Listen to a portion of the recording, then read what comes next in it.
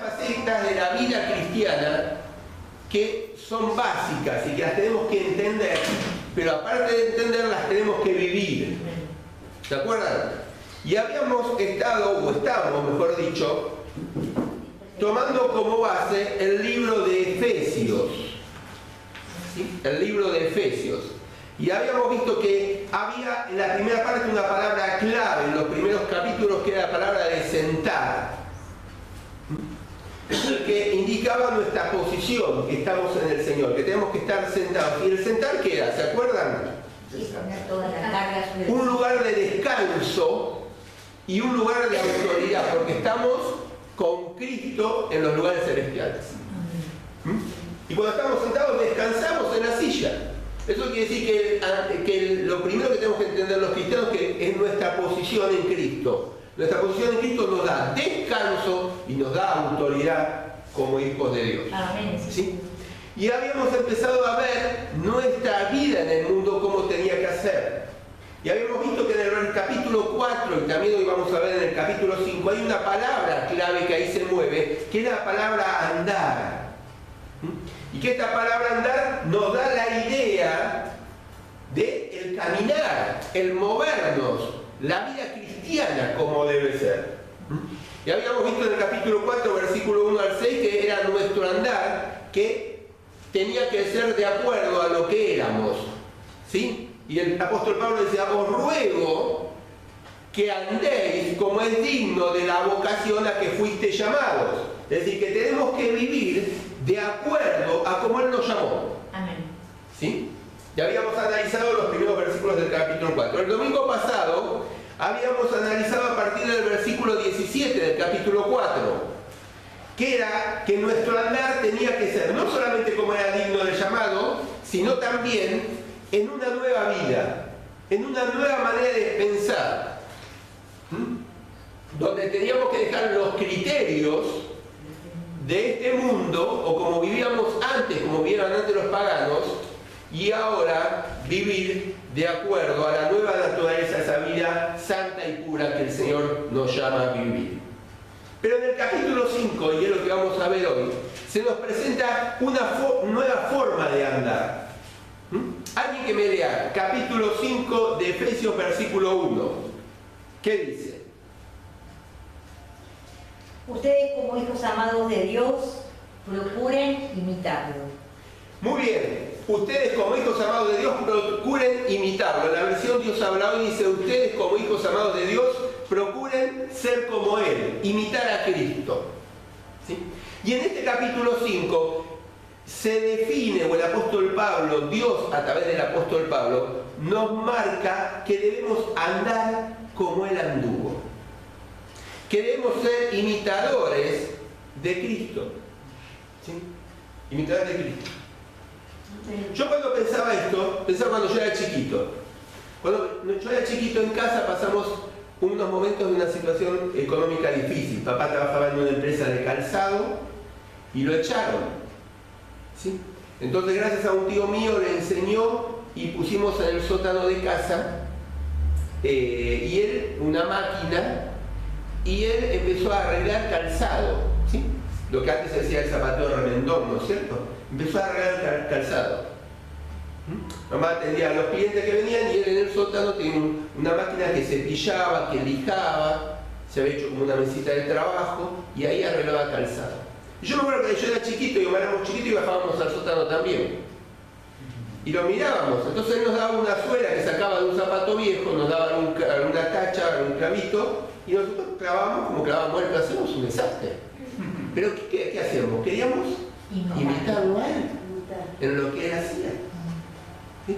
Ahora hay una propaganda muy de moda de un coche que me parece que es un Ford, que está en la señora con el nuevo coche que casi estaciona solo y el nenito atrás la está imitando a la mamá cómo mueve el volante o cómo guía el volante. Es decir, es natural que imitemos. A veces como cristianos no nos sale tan naturalmente imitar a Jesús.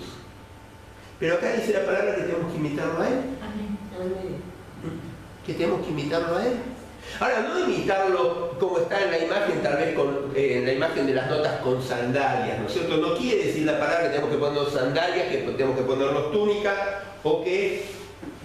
No, lo que está diciendo es que tenemos que imitarlo en su carácter, en su estilo de vida, en su forma de vivir, para que cuando nuestro andar sea por la vida, puedan decirle como a los cristianos en el primer tiempo. ¿Por qué decían cristianos en el primer tiempo a esos que habían salido de Jerusalén? Porque vivían como Cristo, porque eran pequeños Cristos. Entonces, para identificarlos, porque estaban imitando a su Salvador y Señor, les decían cristianos. Como Pedro, que lo reconocieron porque hablas como él. Hablas como él, le dijeron al apóstol Pedro. ¿Sí? Entonces, imitar es la propuesta. Es la propuesta que no es fácil, pero tenemos que hacerlo. Miren, la palabra imitar o imitador, cuando la busqué en el diccionario, viene del término que hoy usamos para mímica o mimo, ¿sí? Para hacerlo bien gráfico. ¿Qué es lo que hace un mimo hoy en día? Está haciendo mímica, ¿sí?, de una persona, está copiando o reproduciendo las características de esa persona. Y eso es lo que tenemos que hacer nosotros, reproducir las características específicas de Jesús en nuestra vida. Y podemos hacerlo. Por eso ahí, si quieren, completen en sus notas que si somos hijos de Dios, es nuestro deber imitar a nuestro Padre. Es nuestro deber imitar a nuestro Padre. Y podemos hacerlo. Podemos hacerlo porque Dios ya derramó todo en nuestros corazones. ¿Se acuerdan también del apóstol Pablo? Muchas veces cuando escribe las cartas, ¿sí? Si quieren anotarlo, no está ahí en las notas, pues pueden anotar 1 Corintios 4:16 o otros pasajes. El apóstol Pablo dice: ser imitadores de mí como yo de Cristo. ¿Sí? Y a veces lo criticamos un poco al apóstol Pablo, porque dice que es soberbio, dice ser imitadores de él se pone como ejemplo. Pero él está solamente como nexo ahí, porque él dice: ser imitadores de mí como yo estoy siendo de Cristo. ¿Sí? Tal vez él está marcando ahí que lo más importante para pasar, o el legado más importante para pasarle a otro cristiano, es la forma de vivir, más que una teoría. Es tal vez un estilo de vida, es tal vez la forma de ser como era Jesús. ¿Y cuánto necesitamos de eso hoy en día? ¿Cuánto necesitamos la paciencia del Señor? Tal vez no reaccionar y escribir en la arena con paciencia y esperar el momento para contestar, como cuando le llevaron a la mujer adúltera. ¿Cuánto necesitamos de Jesús? Tal vez para estar paciente ante un momento de injusticia, ¿no es cierto? Cuando lo vienen a detener, a él, que era el santo, el sin pecado, lo vienen a detener para matarlo en una cruz como un malhechor. ¿Cuánto necesitamos de esa paciencia, de esa tranquilidad en momentos de injusticia? Es decir, necesitamos andar como él anduvo. Y en este capítulo 5 se nos presenta 3 formas de andar como él anduvo y que tiene que ver con lo que Jesús y Dios mismo es. Y Dios mismo es. Miren, a partir del capítulo 5, versículo 1, 2 y básicamente se nos presenta que debemos andar con amor, como el Señor anduvo. ¿Sí? Y ahí tienen, si quieren, en sus notas, ¿por qué debemos andar en amor? Porque Dios mismo es amor. ¿Sí? Dios mismo es amor. Voy a leer un poquito literalmente ahí lo que dicen las notas. Dice, en 1 Juan 4:8 dice que el que no ama no ha conocido a Dios, porque Dios es amor. Por eso debemos vivir en amor. Porque Dios mismo es amor. Y si hemos conocido el amor de Dios, tenemos que vivir de esa manera. Más adelante en el mismo capítulo 5, a partir del versículo 3, que lo vamos a ver el domingo que viene, habla de que debemos andar o vivir también ya no más en la oscuridad como era antes, Sino, ¿cómo tenemos que vivir ahora? Tenemos que vivir en la luz. En la luz. ¿Por qué? Porque Dios es luz. Dios es luz. 1 Juan capítulo 1, versículo 5 dice: este es el mensaje que Jesucristo nos enseñó, que les anunciamos a ustedes, que Dios, ¿qué es? Es luz. Y que en Él no hay ninguna oscuridad. Y si nosotros decimos que estamos en el Señor, ¿sí? Tenemos que estar en luz. El apóstol Pablo dice que en Colosenses capítulo 1, que cuando conocemos al Señor Jesucristo como nuestro Señor y Salvador, Él nos traslada del reino de la oscuridad al reino de su amado Hijo, al reino de la luz. Entonces tenemos que andar en luz. Pero también en el capítulo 5 nos dice que tenemos que andar, ¿sí?, sabiamente o en aplicación de una forma sabia de la verdad, una interpretación sabia de lo que es la verdad, ¿sí? ¿Y por qué? Porque también el Señor es la verdad, y Él nos da la victoria sobre la verdad, y la verdad es la que vence al mundo. Pero quiero detenerme en esta mañana, ¿sí?, en que debemos andar en amor. Y vamos a leer los primeros 7 versículos del capítulo 5 de Efesios. Efesios capítulo 5 dice: ustedes como hijos amados de Dios, procuren ser como Él, como Jesús. Condúcanse con amor, lo mismo que Cristo nos amó y se entregó para ser sacrificado por nosotros, como ofrenda y sacrificio de olor agradable a Dios. Ustedes que pertenecen al pueblo de Dios no deben ni siquiera hablar de inmoralidad sexual, ni de ninguna otra clase de impureza y de avaricia. No digan indecencias, ni tonterías, ni vulgaridades, porque estas cosas no convienen. Más bien, alaben a Dios. Pues ya saben que quienes cometen inmoralidades sexuales, o una especie, o hacen cosas impuras, o es avaro, que es una especie de idolatría, no pueden tener parte en el reino de Cristo y de Dios. Que nadie los engañe con palabras huecas, porque precisamente por estas cosas viene el terrible castigo de Dios sobre aquellos que no le obedecen. No tengan ustedes, pues, ninguna parte con ellos. Y fíjense, en estos primeros versículos habla de que debemos andar en amor. ¿Sí? Tenemos que andar en amor. ¿Por qué? Porque es una de las características que tenemos que reflejar del Señor Jesucristo a los demás.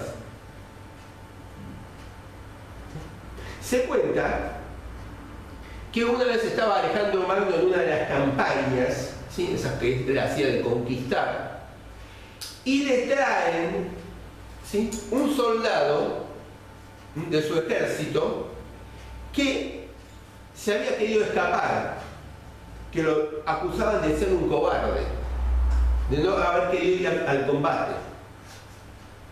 Entonces Alejandro Magno le pregunta a este soldado: ¿cuál es tu nombre? Y él le dice: Alejandro. Entonces Alejandro Magno le dice: mira, o renunciás a ser cobarde o renunciás a tu nombre. Porque Alejandro Magno no podía considerar que haya un soldado que se llame Alejandro como él y sea cobarde. Y le dice: mira, o renunciás a ser cobarde o renunciás a ser Alejandro. Cambiate de nombre. Y nosotros nos pasa exactamente igual. Si nos decimos que somos cristianos, debemos amar. Si no, no nos llamemos cristianos. Porque el cristiano, por esencia, por lo que es, por imitar a Jesús, tiene que demostrar amor. Tiene que demostrar amor. El mismo amor que Dios derramó en nuestros corazones, debemos manifestarlo a los demás.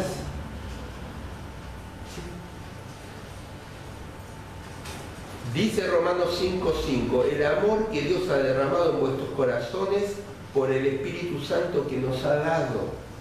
Es decir, que cuando entró en nuestra vida el Espíritu Santo, ese Espíritu es el que derrama el amor de Dios en nuestras vidas.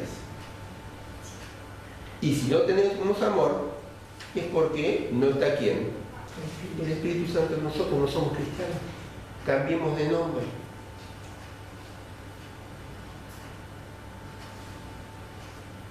Dice 1 Corintios 16, 14, todas las cosas sean hechas con amor.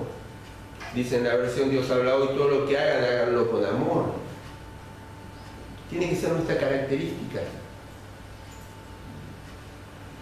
Cuando nos relacionamos con los demás, debemos amar. Y esta es la exhortación, y ahí pueden completar si quieren en el punto 1, es la exhortación del apóstol Pablo. Justamente la exhortación del apóstol Pablo, fíjense que dice el versículo 2, condúzcanse con amor. Debemos tratarnos con amor unos a los otros. Debemos tratarnos con amor. La exhortación del apóstol Pablo es esta. Tratarnos con amor. No solamente en la iglesia, porque en la iglesia es fácil. No solamente el domingo, porque el domingo es fácil. Tenemos que tratarnos con amor cuando nos llega un WhatsApp que no nos gusta por lo que nos dicen. Tenemos que tratar con amor cuando nos movemos cotidianamente en el trabajo o vamos a comprar algo, o ahora con todo este tema de la política, de los partidos políticos y a quién votamos y todo lo demás, ahí es donde tenemos que ejercitar amor y comprensión hacia el otro. Dice, condúzcanse con amor. Hay una versión que dice, traten a todos con amor. Y esta versión que leí recién dice, traten a todos con amor. No dice a unos, no dice en un momento determinado. A todos tenemos que tratarnos con amor. Pero hay un modelo. ¿Sí? Y completen si quieren ahí en sus notas. Nuestro modelo, ¿quién es? Nuestro modelo es Jesús. Fíjate el versículo 2. ¿Qué dice? Lo mismo que Cristo nos amó y se entregó. Él está poniendo como un modelo a Jesús. Dice, tienen que amarse, tienen que conducirse con amor como Jesús lo hizo. Como Él lo hizo. De la manera que Cristo lo hizo. Como yo cuando era chiquito, que iba y pedía y quería clavar como mi papá que arreglaba los zapatos. Igual. Tal vez de entrada no me salga bien, pero estaba aprendiendo ahí el oficio. Estaba tratando de imitarlo. Y nosotros de la misma manera como Jesús nos ama. ¿Cómo nos ama Jesús? ¿Nos amó una vez sola? Constantemente, amor eterno, dice la Biblia. Con amor eterno los he amado, dice el Señor. No fue un amor de un momento. Fíjate que Él planeó todo desde antes de la fundación del mundo. Quiere decir que Él ya antes, ahí, ya nos estaba amando. Nos amaba, nos escogió, nos preparó buenas obras. Él hizo todo eso. Él hizo todo eso ¿por qué? Porque nos ama. Él nos está amando hoy en día. ¿O nos amó nada más allá en aquel momento, cuando planeó todo? También nos está amando ahora. Con amor eterno los he amado. Y nos va a seguir amando por toda la eternidad, porque va a estar con nosotros. Y vamos a disfrutar de todo lo que Él tiene preparado. Su amor es eterno, es de principio a fin.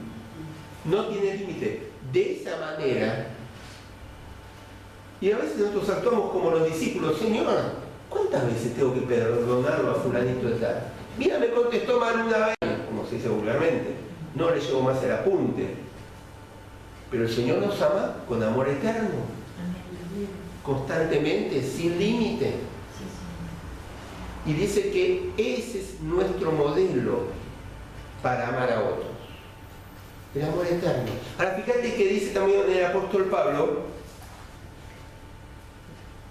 que Cristo nos amó y se entregó a sí mismo por nosotros.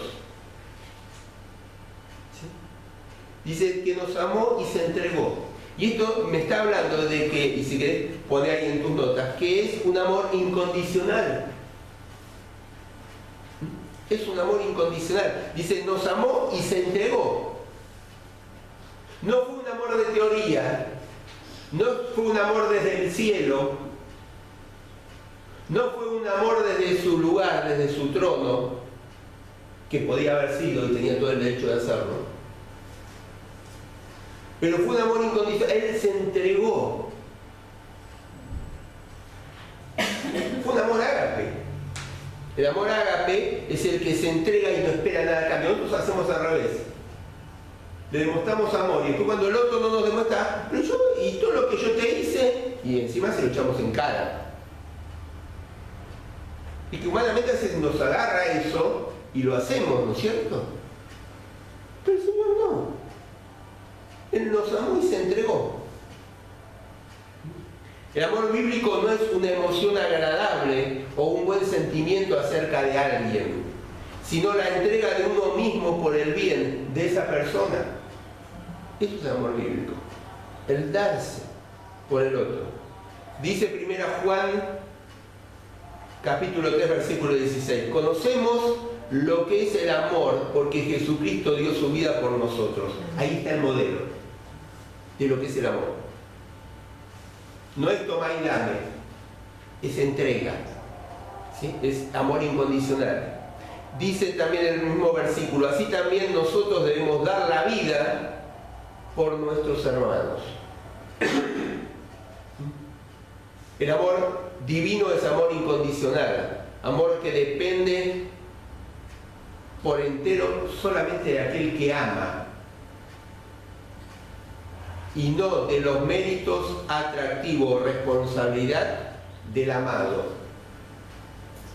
Vuelvo, por eso te quiero leer textualmente porque me gustó y lo anoté textualmente. El amor divino es un amor incondicional, un amor que depende por entero de aquel que ama, del que es el que da el amor. Y no depende de los méritos, o sea, de lo que haga la otra persona, del atractivo de la otra persona o de la responsabilidad o respuesta del amado. ¿Entendés? Eso es lo que hizo el Señor con nosotros. Y eso es como nosotros debemos amar a otros. Romanos 5, 8 dice, pero Dios prueba que nos ama en que cuando todavía éramos pecadores, Cristo murió por nosotros. Ahí está el ejemplo. ¿Por qué? El amor divino es que nosotros éramos pecadores, estábamos lejos de Él. Pero Él nos amó, no dependía de nosotros el amor. Y de la misma forma nosotros debemos amar, ¿por qué? Porque tenemos que amar nosotros, porque somos hijos de Dios. No porque tal vez el otro lo merezca, no, es un problema del otro lo que va a hacer con su vida. Es un problema del otro qué reacción va a tener a nuestro amor.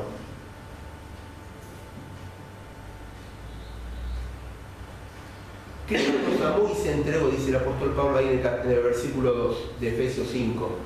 Dice, para ser sacrificado por nosotros como ofrenda y sacrificio de dolor agradable a Dios. Y esto me habla también de que si quieren completar en sus notas, que no solamente el amor es incondicional, sino que es un amor que se sacrifica. Es un amor que se sacrifica. Fíjate que dice el pasaje, como ofrenda y sacrificio de dolor agradable a Dios. Él se dio a la muerte por nosotros. Él murió en la cruz por nosotros. ¿Y si vos tendrías que dar la vida por otra persona? Bueno, no vamos tan en extremo. Si tendrías que dar algo que valorás por otra persona, ¿qué harías?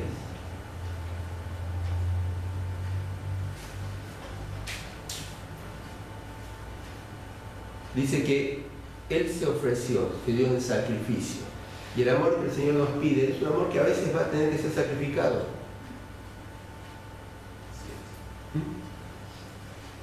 Amar como Dios ama es amar con disposición permanente de sacrificio. Tal vez no tengamos que hacer el sacrificio, pero nuestra disposición tiene que ser sin el límite. Y a veces nos sale el indio y decimos, no, hasta acá, basta, me cansó. Y está mal, porque por ahí necesita la otra persona el límite, pero la actitud ya, esas palabras ya están manifestando ese indio que a veces nos sale de adentro, esa actitud que no es la correspondiente. Porque Dios nos amó y se dio una ofrenda en sacrificio, incondicionalmente. Incondicionalmente por cada uno de nosotros. Imagínate Jesús, Él, el rey de todas las cosas, el dueño de todas las cosas, y cuando le decían, cuando Juan el Bautista lo señalaba y decía, ahí viene el Cordero de Dios, el que quita el pecado del mundo. Ya estaba Juan anunciando, ¿sí?, el sacrificio del Señor. Ya estaba Juan diciendo, ven, ustedes sacrifican un cordero en el templo para limpiarse el pecado. Bueno, ese es el que va a morir como cordero por todos. Es el que va a ser sacrificado. Y él sabía que venía a morir por nosotros. Y hoy cantamos con toda alegría y con toda razón de su victoria y su resurrección. Y no quiere decir que no lo tenemos que hacer. Pero para cantar por su victoria y su resurrección, Él tuvo que pasar ¿por dónde? Por la cruz y por la muerte, por el sacrificio. Por la renuncia. Por amor a nosotros. De la misma forma, tenemos que muchas veces nosotros dar un amor que se sacrifica, ¿sí?, que se sacrifica por cada uno de nosotros. Ahí tienen en sus notas algunos pasajes que después pueden leer en casa, que nos habla de cómo el amor del Señor es un amor con sacrificio. Pero también el amor es un amor que perdona, ¿sí? Y tal vez no lo tenemos directamente en el pasaje, pero yo me permití agregarlo, ¿sí?, porque es un amor que perdona. ¿Por qué? Porque el perdón es evidencia del amor, ¿sí? El perdón es evidencia del amor. Y a veces hablamos mucho del amor y no del perdón. Entonces, cuando se llega al perdón, ahí es donde se pesa realmente si hay amor o no hay amor en la otra persona. El amor es la mayor evidencia del perdón, del amor. Y así también la falta de perdón es evidencia de un corazón endurecido y un corazón que no ama. Fíjense que figura cuando en el Antiguo Testamento tenemos que dicen los profetas que el Señor va a venir y va a convertir el corazón duro nuestro, ¿sí?, endurecido, en un corazón blando, ¿sí?, y permeable a su palabra y a su espíritu. ¿Por qué? Porque ese corazón es impactado, quebrado por el amor de Dios. Es decir, que cuando nuestro corazón está impactado, quebrado por el amor de Dios, es fácil y nos sale naturalmente perdón. Pero a veces no hay perdón porque ese corazón está endurecido. Y el apóstol nos exhorta, nosotros no lo leímos el otro día, pero en el capítulo 4, 31 dice que tenemos que dejar toda amargura, toda pasión, todo enojo, todo grito, toda clase de maldad, que tenemos que ser buenos y compasivos unos a otros y perdonarnos mutuamente, dice el versículo 31, como Dios nos perdonó a nosotros. Es decir, que también nosotros tenemos que perdonar. Y nuestro amor va a tener tanto alcance como tenga nuestro perdón. Dios nos perdonó un poquito, nos perdonó todo. ¿Por qué? Porque nos ama un poquitito, porque nos ama todo. Y nuestro perdón va a estar moviéndose de acuerdo a nuestro amor. Si nuestro amor realmente es un amor incondicional, un amor de sacrificio, también vamos a perdonar sin límite al otro. No quiere decir que no haya circunstancias que tengamos que poner límites, no estoy hablando de límites, hay circunstancias que tenemos que poner límites, pero yo no estoy hablando del límite, estoy hablando del interior nuestro, si realmente hay perdón, o queda amargura, queda resentimiento. ¿Sí? ¿Te acuerdas la situación cuando Jesús estaba comiendo en la casa de Simón? ¿Sí? Entra esa mujer de maravilla, que la prostituta, se pone a los pies de Jesús, rompe el perfume de mucho precio y con sus cabellos estaba lavándole los pies a Jesús. ¿Te acordás? Ahí es Lucas 7:36.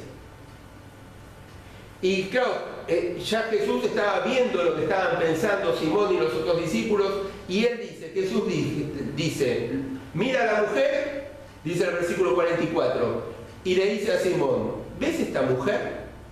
Entré en tu casa y no me diste agua para mis pies. En cambio, esta mujer me ha lavado los pies con sus lágrimas y los ha secado con sus cabellos. No me saludaste con un beso, pero ella, desde que entré, no dejó de besarme los pies. No me pusiste ungüento en mi cabeza, pero ella ha derramado perfume sobre mis pies. Por esto te digo que sus muchos pecados son perdonados, porque mucho amó. Pero la persona a quien poco se le perdona, poco ama, poco amor muestra. Es decir, que nuestro perdón va a depender de cuánto amor tenemos. Y si realmente somos sensibles a lo que Dios nos ama y lo que Dios nos perdonó, ¿cómo no vamos a perdonar a otros? ¿Sí? Y Jesús señala a esta mujer, que tal vez muchos la señalaban para acusarla por su vida. Jesús la perdona. ¿Sí? ¿Y la perdona por qué? Por su humillación, la perdona por su arrepentimiento que estaba demostrando, la perdona porque tenía agradecimiento en ella. En segundo lugar, y avanzando seguimos con el pasaje, y si quieren completar ahí en sus notas, tenemos la advertencia que el apóstol Pablo hace. ¿Por qué? Porque vieron, hay alguien que es especialista en falsificar las cosas. ¿Y quién es? Es Satanás. Satanás todo lo falsea, todo lo corrompe. Él vino para robar, matar y destruir. Y así como Dios nos marca cómo debemos amar y lo que es el amor incondicional, sacrificial, que perdona, de la misma manera hay un amor falso, ¿sí? Humano, bajo los deseos de la carne, podemos decir. ¿Sí? Así como el amor de Dios es incondicional, se sacrifica, ejercita el perdón, de la misma manera este amor falso es lujurioso, es indulgente, es egoísta. Y ahí en el versículo 3 dice, ustedes que pertenecen al pueblo de Dios no deben ni siquiera hablar de la inmoralidad sexual, de ninguna otra clase de impureza o de avaricia. No digan indecencias, ni tonterías, ni vulgaridades, porque estas cosas no convienen. Más bien, alaben a Dios. Más bien, alaben a Dios. ¿Sí? Fíjense que habla, y si vamos a la versión 60, habla de fornicación y toda clase de, o toda inmundicia, ¿no es cierto? La versión Dios habla hoy, habla de inmoralidad sexual, ni de ninguna otra clase de impureza. Está hablando de un amor que es falso, que es egoísta, que es destructivo, ¿no es cierto? Fornicación se refiere a pecado sexual, a todo pecado que es sexual en contra de Dios, que es contra el amor verdadero, porque justamente fíjense, el amor que Dios nos plantea tener es un amor que es incondicional y que es de sacrificio. Acá el amor que Satanás plantea es un amor que está basado solamente en lo sexual, en lo momentáneo, en lo pasajero, y por lo que vamos a seguir viendo, basado en lo egoísta. Fíjense que él mete la avaricia, que parecería que la avaricia sea algo que un término nada más usado para lo económico o el dinero. Pero no, ¿sí? Porque avaricia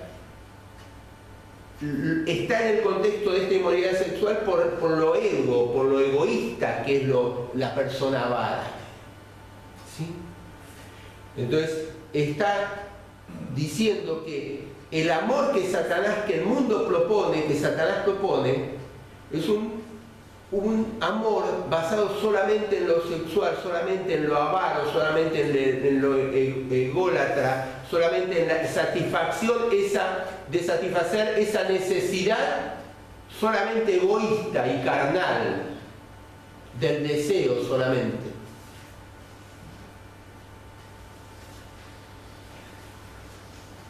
Es interesante también ver en el pasaje que habla y dice al principio del versículo, al final, perdón, del versículo 3, que dice que ni siquiera debemos hablar de eso, ¿no es cierto? Es decir, que nosotros los cristianos ni siquiera tenemos que entrar en esas conversaciones sobre esos temas.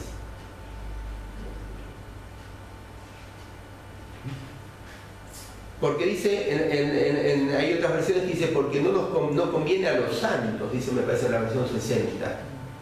¿Sí? Es decir, no conviene a los santificados, no conviene a los que estamos siguiendo el camino de la santificación, de ser apartados para el Dios.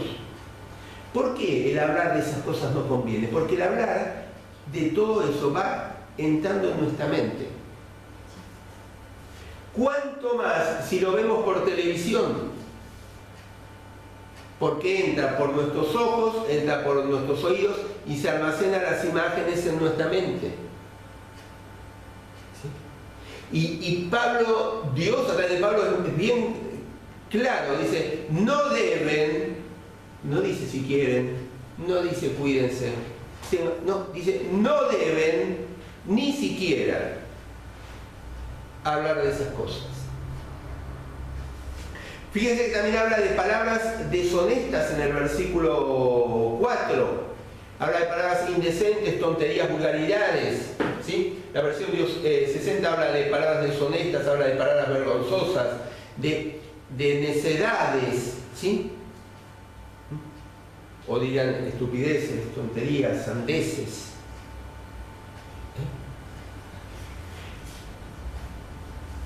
Al cambio de todo esto, ¿qué tenemos que hacer? Dice al final del versículo 4. Más bien, ¿ustedes qué tienen que hacer? Alabar a Dios. Fíjate qué diferente. En vez de entrar en este tipo de conversaciones sobre esta falsa forma de amar, tenemos que alabar a Dios. Dar gracias a Dios en todas las cosas, como dice ahí el 1 Timoteo 5:16, que dice, dar gracias a Dios en todo. Dar gracias a Dios en todo. Está este amor falso, que es el que el mundo propone. Y es interesante ver que cuando habla de inmundicia, ¿sí? En el versículo 3, ¿sí? Viene de una palabra que es la que hoy en día que da la idea de pensamientos pasionales o ideas pasionales o fantasiosas. ¿Qué es lo que tal vez hoy podemos pensar lo que es la pornografía? Esas ideas fantasiosas. ¿Sí? Y dice que ¿por qué? Porque ese es el amor falso que Satanás propone. Nos propone, que es completamente diferente. Pero en el punto 3 de las notas no solamente vimos la exhortación que el apóstol nos hace al amor verdadero, a ese amor incondicional de sacrificio, que perdona.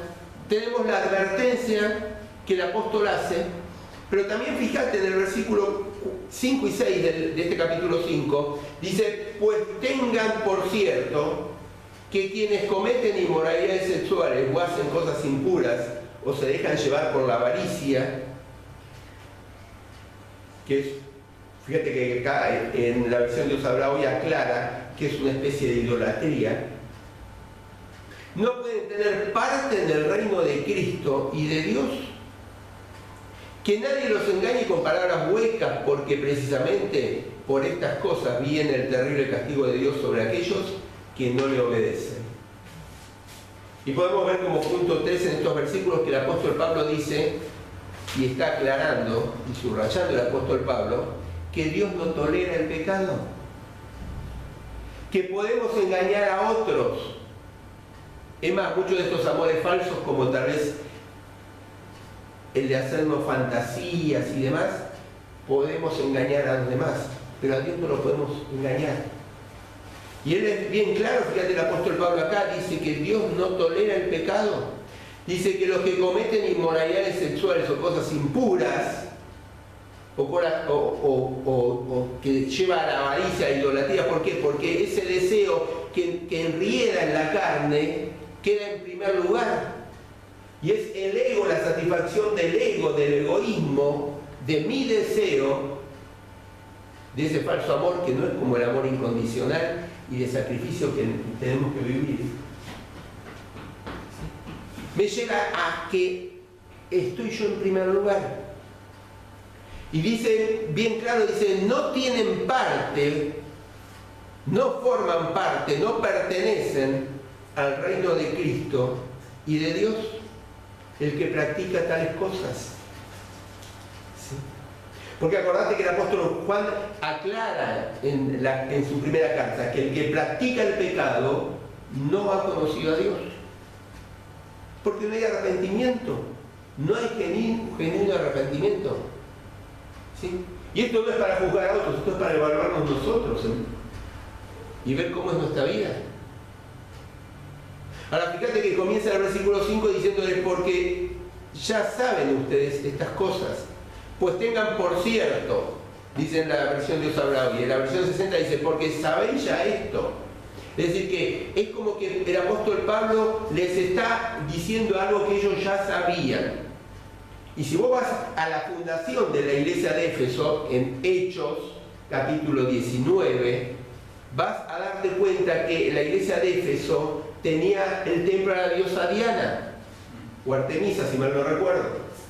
Y una de las cosas que había ahí en esa ciudad y en ese templo era mucha inmoralidad sexual. Y ya había homosexualidad. Y había ritos dentro del templo de Diana. Y una de las cosas que tuvo que combatir en ese momento la iglesia por la enseñanza del apóstol Pablo, que se quedó ahí un tiempo, era justamente cambiar toda esa forma de vivir. Por eso el apóstol Pablo acá en el versículo 5 es como que él les vuelve a recordar lo que ya les había dicho. Y lo podemos leer ahí en Hechos capítulo 17. Y que ellos tenían que recordar que tenían que cuidarse, porque el que practicaba, el que cometía ese estilo de vida, no pertenecía al reino de Cristo, no estaba dentro de la esfera de salvación. Vuelvo a citarte Colosenses capítulo 1, versículo 18-19, me parece, si mal no recuerdo, donde dice que cuando lo conocemos al Señor Jesús como nuestro Salvador, somos trasladados del reino de la oscuridad al reino del Señor Jesucristo, al reino de la luz. Es decir, hay un cambio de reino. Pero si realmente permanecemos en este tipo de prácticas es porque nunca hemos conocido. Pero estamos en el otro reino, en el reino de la oscuridad. Primera Juan capítulo 3 versículo 9 dice, ninguno que sea hijo de Dios practica el pecado, porque tiene en sí mismo el germen de la vida de Dios y no puede seguir pecando porque es hijo de Dios. Se sabe quiénes son hijos de Dios y quiénes son hijos del diablo, porque cualquiera que no hace el bien y no ama a su hermano no es de Dios. Palabras duras para nuestra vida en primer lugar. Pero para terminar, hay una recomendación final del apóstol Pablo, ¿sí? Y la tenemos al final del versículo 7. O en el versículo 7, mejor dicho, dice: no tengan ustedes, pues, ninguna parte con ellos. ¿Sí? Y es el punto 4 de las notas, es la recomendación final del apóstol Pablo. No tengan ustedes, pues, ninguna parte con ellos. ¿Qué quiere decir esto? ¿Quiere decir que tenemos que aislarnos del mundo? No, porque estamos en el mundo, pero quiere decir que no somos parte del mundo, que no tenemos que compartir las mismas prácticas con ellos.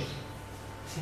El Señor Jesús estuvo en el mundo, se sentó a comer con los publicanos y pecadores, se sentó a comer en casa de Mateo, se sentó a comer buscó a Mateo como discípulo, se sentó a comer en casa de Saqueo, se sentó a comer con prostitutas para darles el mensaje, pero no hizo la práctica de ellos, se mantuvo aislado de sus prácticas.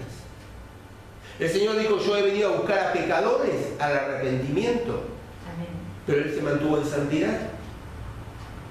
Es decir, nosotros tenemos que no tener ese tipo de prácticas, no compartir ese tipo. Dicen: no tengan ustedes ninguna parte con ellos. Ni siquiera te agregaría, yo te agrego un pedacito, para quedar bien. Porque a veces decimos: no, para quedar bien, para no sentirme rechazado, para después poder dar el mensaje. No, dice: no tengan ninguna parte. Dale el mensaje antes, dale el mensaje después, pero no podamos tener parte. Porque tenemos que ser imitadores de ¿quién? De Jesús. Y al imitar a Jesús nosotros nos tienen que llamar cristianos. Y si yo hago práctica con ellos, ya mezclo, y los demás no me van a ver como cristiano, no voy a imitar a Jesús. Y acordate que el objetivo de Dios a través del apóstol Pablo de esta parte de la Escritura es que tenemos que ser imitadores de Jesús. Y estamos viendo en amor. Y entonces tenemos que ser imitadores de amor de Jesús de una forma incondicional, sacrificada, que perdona. Y no de una forma sin control, carnal y basada en el egoísmo y en la satisfacción personal y no en el otro. Fíjate qué contraposición. El amor que Dios propone es un amor donde nace de uno, pero ayuda al otro. Es amor hacia el otro. El amor que propone el mundo, Satanás, ¿sí?, basado únicamente en lo sexual. Yo estoy satisfaciendo mi necesidad, mi deseo, me lleva ¿a qué? A mi descontrol, y no pienso en el otro para nada. Es satisfacción personal nada más. Por eso el apóstol Pablo es cortante, Dios es cortante, dice: ninguna parte tengan con ellos. Ninguna parte. Y termino con 1 Timoteo 2:11, que lo tienen ahí en las notas, que dice: pues Dios ha mostrado su amor al ofrecer la salvación a toda la humanidad. Esa bondad de Dios nos enseña a renunciar a la maldad y a los deseos mundanos y a llevar en el tiempo presente una vida de buen juicio, rectitud y piedad. ¿Sí? Y si querés marcar en tus notas la palabra renunciar, es la palabra clave de este versículo. ¿Sí? Y renunciamos a una forma anterior, que era de maldad y de deseos mundanos.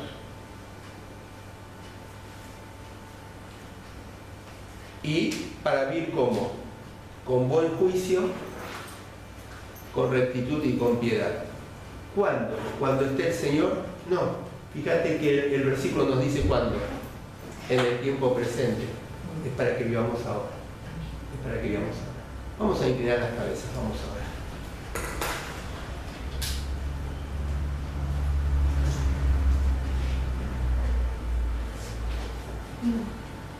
Vos me dirás: bueno, mirá, yo no caí en ninguna práctica sexual ni moral. No comparto conversaciones tampoco inmorales con otras personas. Bueno, bien, pero ¿cómo es tu amor? ¿Es un amor incondicional hacia el otro? ¿O es solamente incondicional hacia el que te da? ¿Cómo es tu amor? ¿Es un amor sacrificial? ¿De sacrificio? ¿O es un amor solamente hasta ahí, mientras que sea cómodo? El perdón que surge en vos es un perdón sincero basado en el amor, porque el perdón es la manifestación del amor en primer lugar.